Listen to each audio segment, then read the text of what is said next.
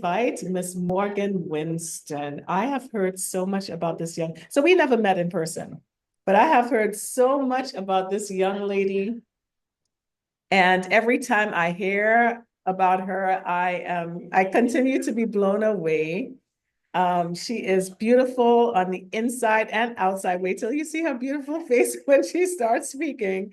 And I'm going to let her introduce herself, actually. So, Morgan, can you just share a little bit about your story and all of the great things that you are doing at school, at all of your extracurricular activities, in your community, in the state of North Carolina? And I know that your work is actually reaching the world. It has gone outside of the state. So if you could just share briefly with everyone who you are and what you do.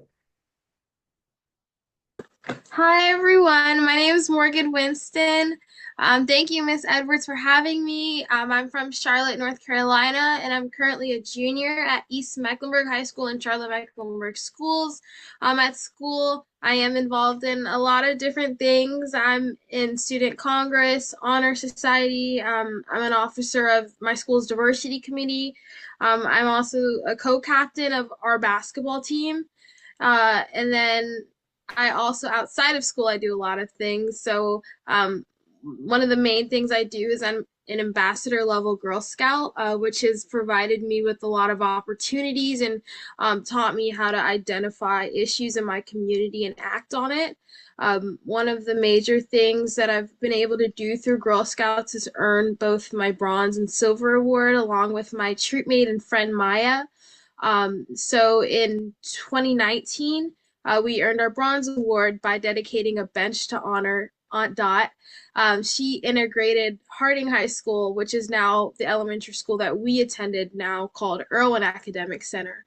And we were both extremely surprised to learn that although she did what she did at our school, there was nothing there symbolizing that she'd done that.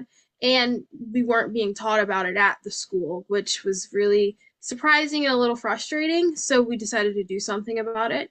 And then fast forward 3 years, we knew that we wanted to start working on our silver award, but we also still had that passion for educating others on Black history. And that led us to create a documentary about Charlotte's Black history as a whole. We worked with the Harvey B. Gantt Center to create it. Neither one of us had ever done anything like this, and we knew that we would need help doing it.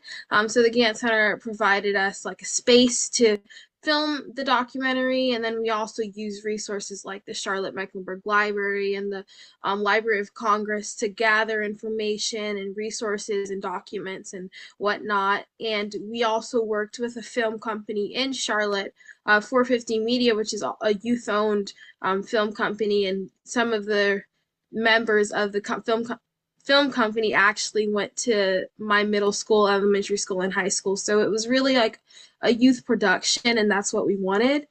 And our documentary has succeeded our expectations. We have had the opportunity to present at different colleges and talk about our work. We've been awarded several awards, some by the Color of Change National Education Association. And I was recently awarded the Defending Black or the Black Woman in Media Award by the Dean's List in December, in honor of Chesley Chris. And so, yeah, we continue our work on our Instagram at Charlotte Black History Doc, because now more than ever, our history is being threatened, and risks being removed from curriculums. Fortunately, we live in a place where that's not happening just yet, but in some places not too far from here, it is, and we find that extremely concerning and disheartening. And so we want to do our part in educating others, especially youth, on Black history. Outside of all that, I love to thrift. I love to practice self-care and do my hair and my nails. I love spending time with my family and friends, and I like doing puzzles and just, I like relaxing. And yeah, after high school, I want to attend college and study either political science, business, or journalism, and hopefully go into politics or social advocacy, something in that realm. So, yeah. My goodness. There's like no words for who you are and what you do. I love how you just mentioned that outside of all of that, you love to thrift and, ensure that you take care of yourself and spend time with family and friends, right? So that speaks to the fact that you understand that balance is the key to life. Uh, my follow-up question to that, however, is how do you manage to do it? What are some specific things that you do that allows you to excel academically, participate in all of the different uh, groups and organizations that you're involved with, to be able to do that documentary, to continue to serve and to thrift, take care of yourself, and spend time with your family? If you can just give like 3 words, like 3 things that you do to allow you to find that balance in life, which is key. And I think that you are inspiring a lot of women because as we get older, uh, there there's so much more for us to do, right? There's so much more that we have on our plates, and the way life is now, we find it hard to find that balance. So if you could just speak to that, we'd appreciate it. I would say, for me, what's helped the most is just planning, organizing, like writing things down. I use this app called Notion. It helps me a lot. I like to see everything. I like to make to-do lists, and that helps me to see like all that I have to do and a lot the amount of time that I need to get that done.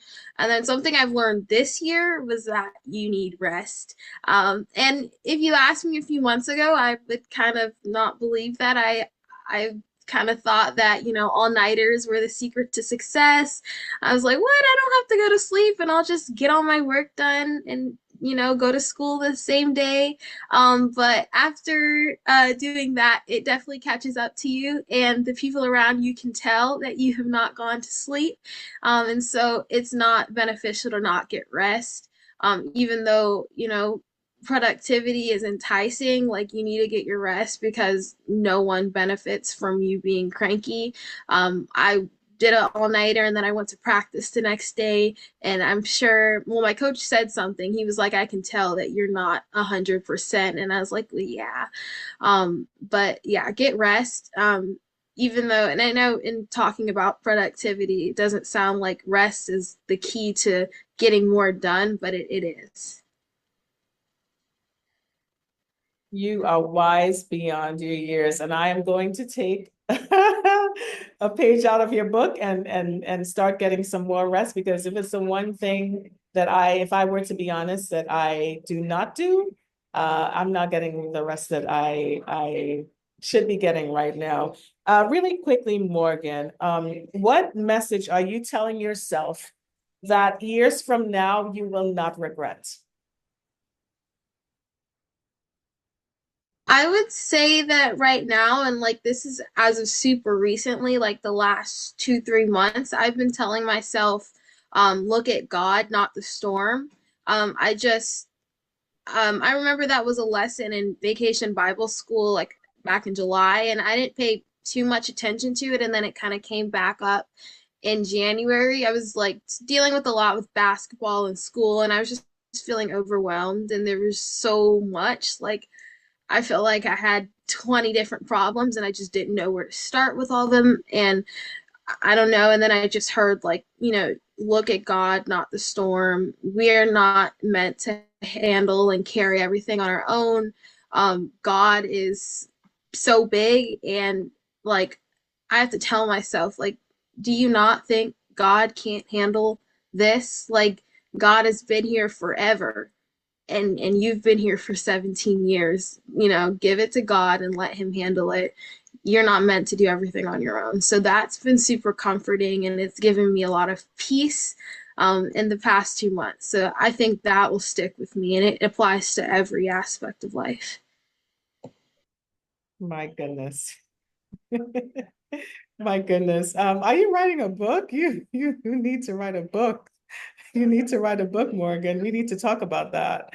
Um, what changes do you desire for your generation? Let's debunk some myths. You've already debunked a lot of myths, just by your wisdom, but if we can speak specifically to that, to debunk that myth, what changes, based on who you are as a person, how can you debunk the myth by speaking to the changes that you'd like to see in your generation? Okay, so I think a change that I'd like to see in my generation is I want to see us use our platforms that we already have. Like, I know everyone I know has Instagram, TikTok, and has pretty decent amounts of followers on those platforms. I want to see my generation use those platforms to talk about not just like silly, fun things or use it to connect with others, but use that to talk about the things that you're passionate about. I think it's so we're so blessed to have the platforms that we do where we can just post something and instantly reach out to 700 people like the people who came before us that were trying to make change and did make change, they didn't even have resources like that. So now that we do, I think we should use those resources to just inform others. It doesn't take a long time to repost an article or share a link to a donation website on your Instagram story. And so I try to do that. But I want everyone to do it because it's so easy and like we all have these apps, so let's like use them and be purposeful with them. So the myth that your generation is not ambitious, lazy, not smart, don't,